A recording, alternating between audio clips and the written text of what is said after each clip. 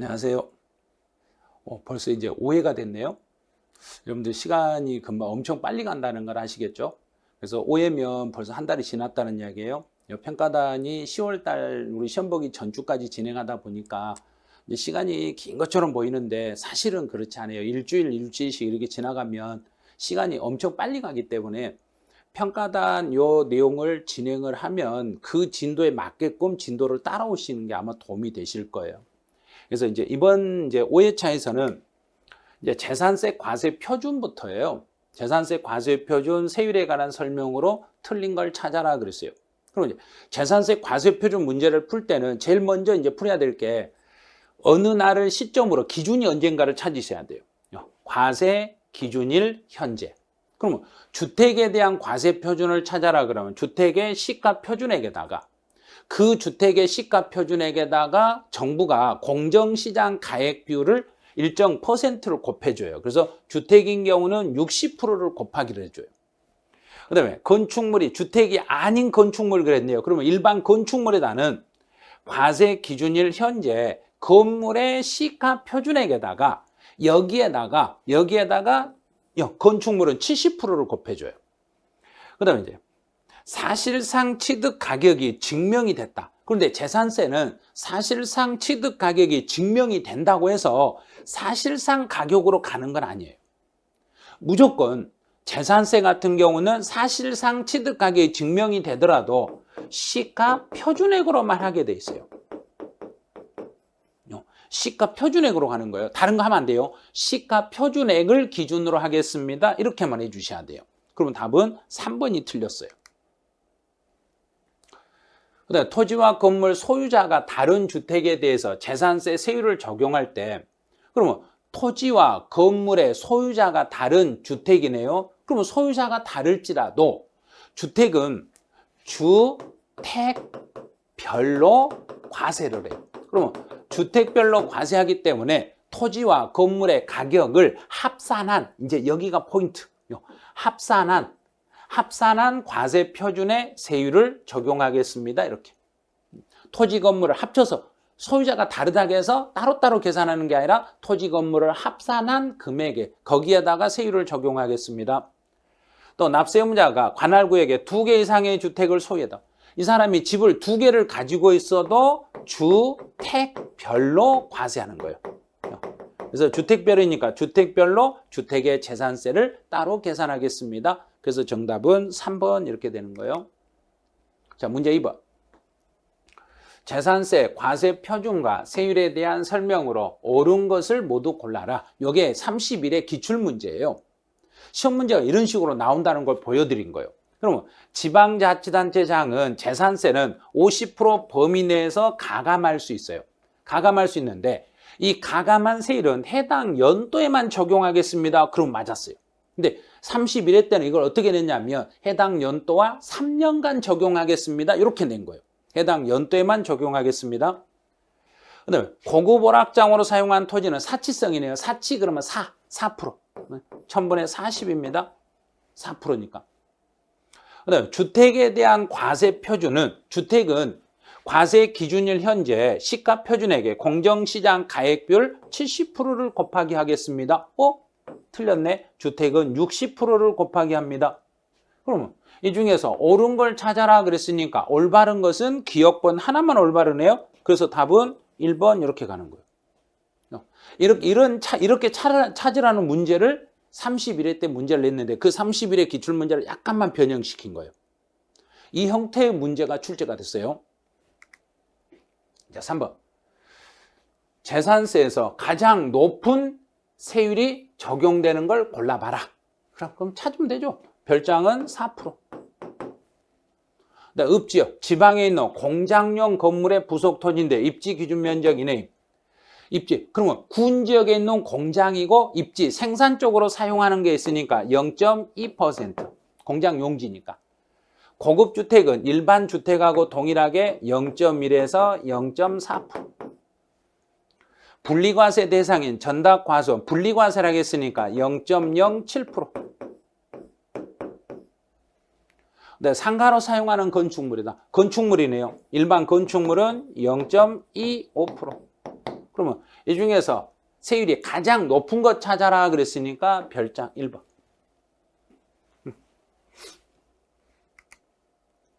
자, 4번. 이제 요거 어려워요. 세율 구조가 다른 걸 찾아라. 그러면 세율 구조는, 자, 세율 구조는 두 개 있어요. 초과 누진 세율과 구조는 비례세율 이렇게 나누는 거예요. 초과 누진 세율과 비례세율로 이렇게 나누는 거예요. 상황에 따라서 어떤 것은 초과 누진 세율이 될 수 있고 어떤 건 비례세율이 될 수 있어요. 초과 누진 세율, 비례세율로 이렇게 나눌 수 있어요.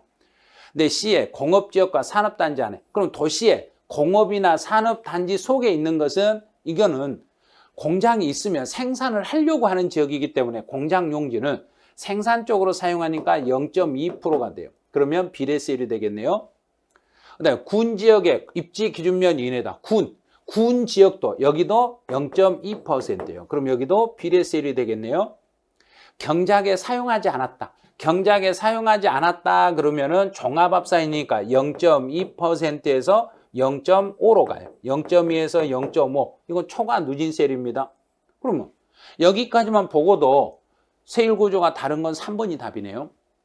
그다음에 4번은 사회복지사업자가 소비 목적으로 농지를 여기서 소비 목적이라는 건 본인들이 직접 경작해서 소비했으니까 0.07%. 그럼 비례세율이네요. 네, 서울특별시 주거지역에 있는 공장용 건축물이다. 그러면 주거지역의 공장용 건축물은 0.5% 비례세율이네요. 이렇게. 그래서 어떤 건 비례세율이고 어떤 건 초과 누진세율, 이걸 찾는 거예요. 이렇게 찾는 거, 이걸 찾으라는 문제예요.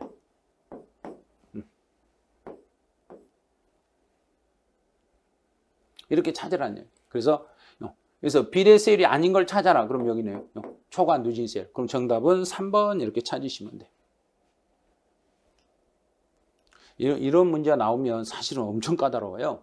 실제 시험장에서 이게 나왔을 때는 시간이 엄청 많이 잡아먹고 세율이 정확하지 않으면 이거 풀기 어려우실 거예요. 자, 이제 5번. 표준세율이 비례세율로만 되어 있는 재산세를 골라라. 그러면 종합합산 대상인 것은 0.2에서 0.5니까 초과 누진세율이에요. 분리과세 토지는 0.07%가 될 수도 있고 0.2%가 될 수도 있고 4%도 될 수 있으니까 이건 비례세율이에요. 광역시에 주거지역, 도시에 주거지역에 있는 공장용 건축물이면 여기는 0.5% 비례세율이에요. 그다음에 주택은 별장을 제외한 주택은 0.1에서 0.4%예요. 0.1에서 0.4 초과 누진세율이에요. 그럼 비례세율인 걸 골라라 그랬으니까 니은, 티귿 이렇게 두 개. 니은하고 티귿 두 개. 그럼 답은 4번이에요. 선생님 이것도 어려운데요. 이것도 30회 기출문제를 약간 변형해서 낸 거예요. 그럼 30회 시험이나 31회 시험은 재산세에서는 이렇게 네모 박스 문제로 많이 출제를 하고 있어요. 그러면 32회 시험도 재산세 문제는 박스 문제로 출제 확률이 거의 90%예요. 그래서 계속 박스 문제로 지금 만들어 드린 거예요.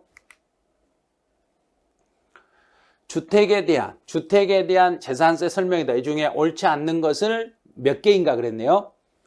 이제 1번 지문은 31회 때 시험에 나왔던 지문이에요. 주택의 부수 토지의 경계가 명백하지 않았을 때는 바닥의 10배. 맞았네요. 자, 두 번째. 주택을 두 사람 이상이 공동으로 소유하거나 토지와 건물의 소유자가 다르더라도 토지 건물의 가격을 구분하는 게 아니라 토지 건물의 가격을 합산한 금액에다가 합산한 과세 표준에 초과 누진세를 적용하겠습니다. 다가구 주택이네요. 1가구가 독립하여 사용할 수 있도록 분리된 부분이 있으며 그 부분을 1구의 주택으로 보겠습니다. 그러면 디귿은 맞았어요. 그럼 여기서 옳지 않는 것은 니은 하나 있었어요. 그 다음에 또 앞에가 1구.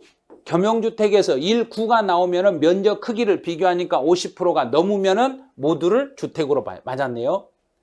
또 주택별로 개별 과세하되 고급주택과 별장은 4%다. 고급주택 틀렸네요. 고급주택은 일반 주택으로 봐요. 일반 주택에 포함합니다. 고급주택은 일반 주택에 포함해가지고 0.1에서 0.4%까지 가겠습니다. 이렇게 가는 거예요. 그래서 미음 틀렸어요. 그럼 문제에서 요구사항은 옳지 않는 거, 틀린 걸 찾아라 그랬으니까 니은, 미음 두 개가 틀렸네요. 자, 두 개 틀렸어요. 그럼 2번이 답이에요. 이것도 상당히 어렵네요. 재산세는 박스 문제로 만들어지니까 박스 문제로 자꾸 연습을 해드리는 거예요. 박스로 연습해가지고 이렇게 박스를 풀 수 있어야만 시험을 볼 수 있으니까 이런 형태로 만들어 드린 거예요. 이제 세부담의 상한 7번 문제네요. 세부담의 상한은 앞에 재산이 어떤 것인가를 봐야 돼요. 토지인 경우는 무조건 100분의 150. 주택인 경우는 금액 크기에 따라서 달라지는데 3억 이하는 105. 네, 주택인 경우에 3억 초과 6억 이하는 110. 근데 6억을 초과했으면 150이 아니라 130. 그럼 4번이 답이네요. 지문이 길수록 핵심 포인트를 딱 잡으셔야 돼요. 핵심 포인트를 잡아서 그 포인트별로 풀어내시면 돼요. 그다음 건물이면 토지 건물이면 토지하고 건물이면 무조건 100분의 150. 정답은 4번이었어요. 정답 4번 왜 틀렸는지 알겠죠? 6억을 초과했을 때는 100분의 130이 한도예요. 150이 아니라 주택이 6억 초과에 대해서는 100분의 130을 한도로 합니다. 그래요. 8번.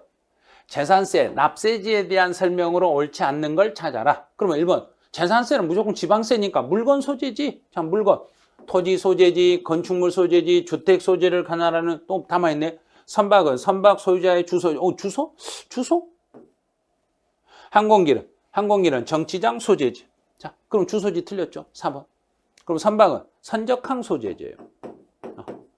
선적항 소재지 이렇게 하면 돼요. 그 물건 소재지로 선박의 소재지 그러면 되는 거예요. 그냥 전부 다 그 물건들의 소재지를 납세지로 하겠습니다. 주소지로 가는 건 아니에요. 4번 이게 틀렸어요.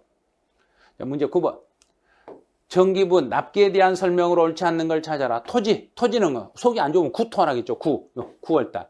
건물은 페인트 7. 그 다음에 주택은 전체 금액 중에서 20만 원이 넘어가는 걸 봐야 돼요. 20만 원 넘었으니까 반절은 7월달, 반절은 9월달. 그런데 여기서 건물분은 7월달, 토지분은 9월달 틀렸죠. 전체 중에 2분의 1은 7월달, 전체 중에 2분의 1은 9월달. 왜 2분의 1식으로 나누는가? 그 이유를 알아야 돼요. 주택은 토지와 건물을 두 개를 더해가지고, 두 개를 합산해가지고 전체 세금을 계산하니까 전체 세금 중에 반절은 7월달, 반절은 9월달입니다. 선박이나 항공기는 전부 다 7월달입니다. 3번이 답이에요. 자, 마지막 10번. 10번 문제는 재산세, 비과세 대상이 아닌 걸 찾아라. 소유권의 유상약정, 유상. 그러면 정부가 내 것을 유상으로 돈 주고 내 걸 쓰면은 1년 이상 공용용으로 무료로 사용하는 경우. 유상약정이 없네요. 유상약정 없이 정부가 내 것을 1년 동안 공짜로 쓰니까 나도 비과세. 정부가 나한테 돈 안 줬으니까 나도 비과세. 일반인의 통행을 위하여 제공할 목적으로 개설한 사설, 유료. 돈 받았네? 돈 받았으면 과세. 돈을 받았으면 과세. 공짜면 비과세. 문제에서는 비과세가 아닌 걸 찾아라 그랬으니까 답은 2번. 대한민국 정부기관의 재산에 대해서 비과세하는 외국 정부. 그럼 우리 정부가 외국에서 재산을 가지고 있는데 우리에게 세금을 물렸다. 그럼 우리도 그 정부에게는 세금을 물리는 거예요. 그 다음에 또 지방자치단체가 무상으로 사용을 해요. 지방자치단체가 공짜로 써도 비과세예요. 국가가 공짜로 써도 비과세, 지방자치단체가 공짜로 써도 비과세. 군시설 중에서 전답, 과수원, 대지를 제외한 나머지는 비과세. 군시설로 쓰는 건 비과세입니다. 문제 풀 때는 상당히 까다로운 것 같았는데 풀어놓고 해설 들어보니까 내가 몰랐던 게 너무 많네. 우리가 다 알고 있을 거라고 생각을 하는데 이제 문제를 출제하신 분들은 이걸 분명히 수업을 들으신 분들은 이 정도는 알겠다고 문제를 출제를 해요. 그런데 실제로 문제를 출제해보고 정답을 확인해보고 문제를 푸는 걸 우리가 해설을 해드리면 제 생각하고 너무 달랐어요. 쟤는 이렇게 생각했는데 해설은 이렇게 하시네요. 완전히 다른 것들이 있어요. 그럼 빨리 받아들이신 게 좋아요. 그래서 내가 이해가 안 되는 것은 빨리 받아들이셔가지고 내가 잘못된 것을 바꿔가지고 내 생각을 좀 바꿔서 법의 해석대로 따라가는 게 고득점 할 수 있는 거예요. 꼭 내가 내 방식만 맞다고 고집을 하시면 점수가 안 나와요. 그래서 자꾸 안 되는 것은 내가 방법이 틀렸다 그러면 빨리 바꿔가지고 이 방법으로 바꿔야 되겠네. 그럼 바꿔가면서 이렇게 정리를 해주시면 돼요. 그래서 제가 이제 이번 회차의 평가단 문제는 제가 출제를 했어요. 그럼 이제 다음 회차는 저희 또 이제 세법 임기원 선생님이 출제하실 거예요. 그래서 임기원 선생님이 출제했을 때 난이도가 상당히 높을 거예요. 근데 지문이 좀 까다로운 것들이 많이 들어가요. 그래서 요거는 아닌 것 같은데 하고 의문다는 지문들이 많이 있을 거예요. 그런 의문나는 지문들을 임기원 선생님이 문제 냈던 거 그런 걸 보면서 야, 요렇게도 문제를 지문을 바꾸는구나. 그 바꾸는 것을 좀 익혀주셔야 돼요. 제가 문제 이렇게 낼 때는 저는 이제 기출문제에서 주로 많이 나온 것들을 기출 형태로 보여드리면서 이렇게 문제를 풀고 이 부분은 공부 좀 더 하셔야 돼요. 그리고 그걸 강조해가지고 문제를 이렇게 내드려요. 그래서 문제 풀 때 어떤 해차를 풀 때는 쉬운데 선생님하고 풀 때는 쉬운데 임기원 선생님 문제를 풀 때는 너무 어려워요. 이런 분이 있어요. 그러면 똑같은 내용인데 문구 하나 차이로 그 문구 딱 한 줄 차이로 지문이 막 바뀌는 게 있어요. 그런 것들은 나중에 뭐 해설을 들으시면서 그걸 다시 한번 내 것으로 정립을 해주시면 아마 도움이 되실 거예요. 지금 5회까지 이제 오셨으면 이제부터 차근차근 더 이제 진도를 따라오시면 이제는 한 바퀴 돌고 두 바퀴, 세 바퀴째 돌아가면 이제 문제는 다 풀 수 있겠다. 어떻게 문제 나와도 이제는 자신 있게 풀 수 있겠다. 이게 느껴지실 거예요. 그런데 지금쯤 아마 지쳐가지고 포기하신 분들이 생길 거예요. 아마 평가단에서 저희가 예를 들어서 1차에 뭐 2,000명을 모집했다. 그럼 그 중에 지금쯤 한 500명에서 600명은 탈락이 됐을 거예요. 이건 경쟁자가 아니에요. 왜냐하면 상대평가가 아니라 절대평가이기 때문에 누구든지 같이 공부해서 합격하면 되는데 스스로 포기해버린 거예요. 그러면 본인만 손해. 왜? 올해 포기하시면 내년에 다시 하게 돼 있어요. 그러니까 절대로 지금 포기하려고 마음먹으신 분들은 절대 포기하시면 안 돼요. 끝까지 해보고 안 되면 내년에 가더라도 끝까지 했는데 안 될 수가 없어요. 10월달까지 가면 지금부터 이렇게 끝까지 가면 분명히 점수는 다 나와요. 나오니까 중간에 제발 손만 놓지 마시고 끝까지 따라오셔야 돼요. 그래서 정 안 되면 매주 이 문제라도 푸시란 이야기예요. 문제 풀고 틀리면 해설 듣고 다시 틀린 거 확인하시고 이 계속 반복을 몇 번 하다 보면은 나도 모르게 숙달이 돼서 나도 모르게 머릿속에 남는 게 있어요. 그 남는 거 가지고 시험 보면 점수는 60점이 나와요. 그 정도 나올 수 있게 해드리니까 중간에 포기하려고 하지 마시고 안 되면 이론 강의를 한 번 더 들으세요. 왜냐하면 3월, 4월 달은 저희가 이제 메가랜드로 요약 강의로 하잖아요. 요약집으로 강의하니까 그 요약집으로 한번 설명 들어보세요. 들어보면 이거 한 번만 들으면 문제 풀 수 있겠네 이런 생각을 하실 거예요. 그래서 요약집도 한번 공부하실 분은 하시고 점수가 안 나오신 분들은 정규 과정을 꼭 한 번은 좀 들어주시기 바라네요. 정규 과정을 들어주셔야 그래야만이 문제들을 풀 수 있으니까 정규 과정 한번 참고하시고 그 다음에 이 평가단 문제도 같이 병행하시고 이렇게 해주시길 바라네요. 네, 이번 주 해설은 여기서 마치죠.